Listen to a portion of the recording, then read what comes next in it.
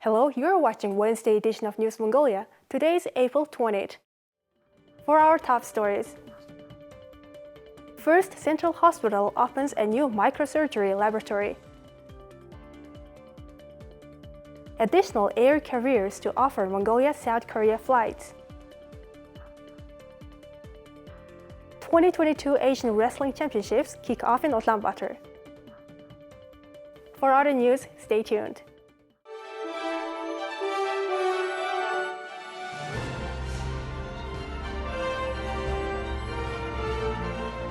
A new microsurgery laboratory opened at First Central Hospital as part of a Mongolian-Canadian hospital project. A total of 2.5 billion Mongolian tugrux has been invested in the project, which will help to make complicated eye surgery available in state hospitals. This microsurgery is being performed by resident doctors. This kind of surgical training is vital for improving the skills of young ophthalmologists. The new laboratory is the first in Mongolia to combine wet and dry lab techniques, giving surgeons the chance to practice on animal eyes or computer simulations. The lab will be used for meaning ophthalmic surgery techniques and methods. Today, our great admiration for Dr. Hugh Parsons and his team from the Laurel Surgical Foundation, who have worked very hard to sign an MOU together with Hospital Number 1 to open this lab today. Dr. Parsons is from the Department of Ophthalmology and Visual Sciences in the University of British Columbia, and he has been working here in Mongolia since 2015 to strengthen the capacity of Mongolian doctors and nurses to provide ophthalmological care. This wet lab that has been opened today will increase the training capacity for ophthalmology professionals in Mongolia and increase the access for this care of Mongolian citizens. The laboratory is also equipped with a diagnostic device. Due to a lack of diagnostic equipment at state hospitals, people pay high prices for exams at private hospitals. Doctors of First Central Hospital note that state health insurance will fully or partially cover some of the new ophthalmic procedures they will be offering in the future. The Ministry of Health and the National Center for Communicable Diseases reported that 51 new cases of COVID-19 were recorded in Mongolia. Now let's take a look at Mongolia's current affairs. On April 14th, the Ministry of Land, Infrastructure and Transport of the Republic of Korea distributed Mongolian direct flight rights secured last year to Jeju Air and T-Way Air. With Jeju Air and T-Way Air joining Korean Airlines and Asian Airlines in operating flights to Ulaaanbaatar, there will be now 18 Mongolia-South Korea flights each week. Korea's Ministry of Land, Infrastructure and Transport noted that the entry of Korea's low-cost carriers into the Mongolian market would give passengers options for lower fares. Ulaaanbaatar-Incheon flights have often been fully booked despite the higher ticket costs than flights of similar distance due to limited frequency. U.S. President Biden announced his nomination of Richard Lee Boangan to serve as the next Ambassador Extraordinary and Plenipotentiary to Mongolia. Richard Lee Boangan currently serves as the Principal Deputy Assistant Secretary in the Bureau of Global Public Affairs at the State Department. Prior to that, Boangan served as Deputy Assistant Secretary in the Bureau of East Asian and Pacific Affairs and as the Executive Assistant to the Secretary of State.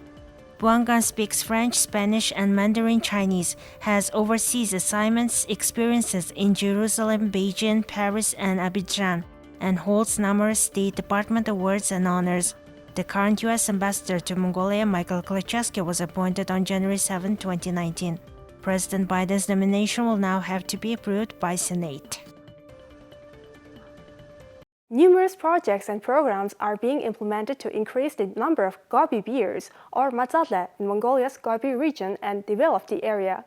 Our correspondent Byam Sorung spoke to foreign experts about the projects being implemented. The mazale is endemic to the Gobi and only bear species that lives in the region. The mazale was first discovered in the early 1920s in the edgebog of the western Altai Mountains. In the 1990s, Russian scientists Viktor Orlov and Vladimir Sokolov classified the mazale as a distinct species, and it is now known by the Latin name Ursus arctos gobiensis. In 1953, the mazale was included in Mongolia's list of protected animals, and hunting was banned by law. The elusive bear was first filmed by cinematographer Ortnasang in 1966. The bear was later on display as a taxidermy specimen. Mongolia is famous for its vast open spaces, and the Gobi is probably the most famous area. Unique in the world, and when we have big landscapes like that, we have to work together and partner and collaborate to be able to manage and conserve them. So I've been working in Mongolia since 2007, helping to train people in conservation biology and wildlife conservation, trying to learn about Mongolian practices, and to hopefully continue to conserve the wonderful landscapes, and wild animals that you have. So, well, Mongolia has a long history as a leader in the world in conservation. Bagkhan, right outside of UB, is, depending who you talk to, it is the first or second oldest strictly protected area. And so that the ability of Mongolia to continue to have the people so connected to the land, but to also provide space for animals is very interesting and very important. According to the Mongolian Red Book, the mazale population was 15 to 20 in the 1960s, more than 20 in the 1970s, 25 to 30 in the early 1980s, and 50 to 60 in the late 1980s. In the early 1990s, there were around 30 bears. According to the latest data from mazale researchers, there are now less than 50 left. Mazale feed on roots, grasses, and berries, as well as rodents, reptiles, and insects. Many bears are starving due to a lack of vegetation and insects. The Gobi bear also feeds on their carcasses. To save them, supplemental feed is placed in known habitat areas, but the bears rarely consume it. So the goal of the project is to collect hair samples from bears in the Gobi Desert to get their DNA so that we can count the number of bears and track them over time. It was first started in 1996 by Mongolian scientists, and I collaborated with them to analyze the genetic samples in my laboratory in the United States. And we have continued up until now, 2022. I just returned from the Gobi Desert, where we are continuing to collect hair samples at the feeding stations for the bears. Well, the bears in the Gobi Desert are really interesting because they are surviving in such a harsh environment.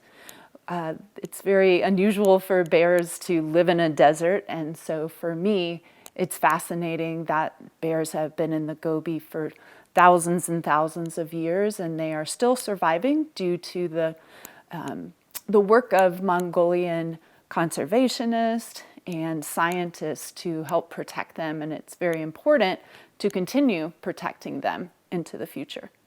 The mazale is an omnivore. Now that herders have been forced to leave the bear's natural habitat, the mazale diet is about 77% plant material and 23% protein. The Gobi bear is a unique animal that lives in the temperatures ranging from over 46 degrees Celsius in summer to minus 34 degrees Celsius in winter. Now let's take a look at the currency exchange rates provided by Mongol Bank.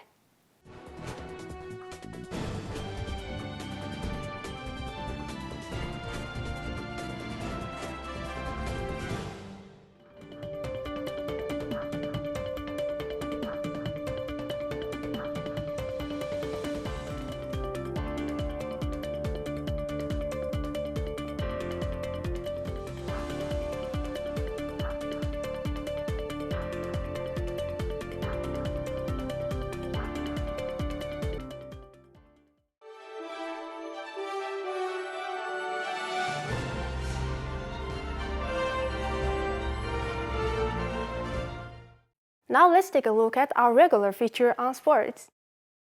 The 2022 Asian Wrestling Championships kicked off in Ulaaanbaatar's Point Ocha Sports Complex on Tuesday.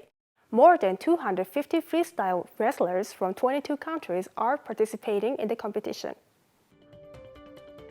More than 250 Greco-Roman and freestyle wrestlers from 22 countries and regions including Mongolia, Japan, Iran, India, Uzbekistan, Kazakhstan and South Korea are participating in the championships, organizers said, adding that the event is the first to be held in Mongolia in 21 years.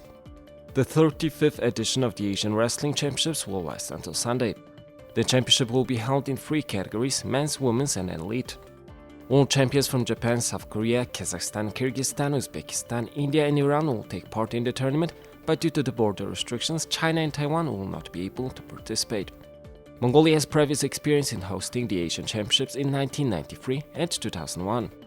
A handful of Olympic medalists are competing at the Asian Wrestling Championships. Tokyo 2020 Olympic medalists Aysulu Tinebekova, Rami Kumar, Baitrang Punya and Askola Mahomadov are set to take to the floor of the Asian Wrestling Championships in Ulaaanbaatar city. Kyrgyzstan's Tinebekova arrived in the Mongolian capital as an Olympic silver medalist and the defending champion in the women's freestyle under 62 kg category, on the hunt for her 5th Asian Championship gold. The attempt to retain her title may lead to an anticipated final showdown against Japan's Nonoka Ozaki. As the top 2 seeds, they can only meet in the final, and it will be a rematch of the first round tie in the 2021 World Championships in Oslo. Ozaki, who eventually went to achieve a bronze medal, narrowly lost 6-4 to the 8th-time Asian Championship medalist. Meanwhile, Yui Sasaki, Mayumo Kaida, Risaku Kawai and Yukako Kawai, Japan's quartet of women's Olympic champions, are yet to return to action since triumphing at Tokyo 2020.